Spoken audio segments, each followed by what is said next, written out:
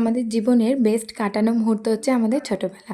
আর ছোটোবেলার কথা মনে পড়লেই মনে পড়ে যায় ফুচকা, আলু কাবলি, ঝালমুড়ি ফিস্ট, বন্ধুদের সাথে বদমাইশি, খেলা, টিফিন টাইমে ধাক্কাধাক্কি, হুল্লোড়, বই না নিয়ে যাওয়া, অন্য সেকশন থেকে বই এনে ম্যামের ক্লাস অ্যাটেন্ড করা, ম্যামের বকা, পানিশমেন্ট সব কিছু।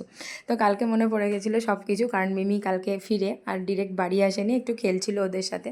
তো সেটাই আমি একটু শ্যুট করেছি। দেন বাড়ি ফিরে আমার জন্য নিয়ে এসেছিলো মামা ভুজিয়া। মামা ভুজিয়া তোমরা ছোটোবেলায় কী কে খেয়েছো আমাকে বলো। আমি তো প্রচুর খেয়েছি। আর কালকেও যখন মেয়ে এনেছে আমার জন্য, আমিও বিশাল খুশি হয়ে গেছি, কারণ অনেক দিন পরে পেলাম। আর এইসব জিনিসও মনে পড়ে গেল, পুরোনো দিনের কথা মনে পড়ে গেল।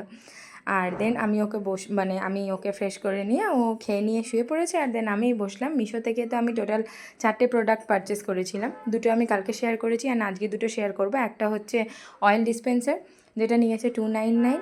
এইটা এত কিউট এসেছে, এত সুন্দর, কোয়ালিটি বেশ ভালো, কিন্তু একটু ছোট, মানে 250 মতো এর মধ্যে হয়তো তেল করবে, মানে ধরবে।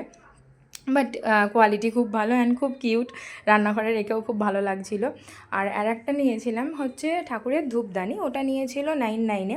এটা খুবই ভাইরাল প্রোডাক্ট, তোমরা সবাই প্রায়ই জানো। তো আমার কাছে ছিল না বলে আমি নিয়েছি। এখন দামটা আবার দেখলাম বেড়ে গেছে, বাট আমি 99-এ পেয়ে গেছি। আমার কাছে ওই ধূপগুলো ছিল না বলে আমি তোমাদের সাথে ভিডিওটা করতে পারিনি।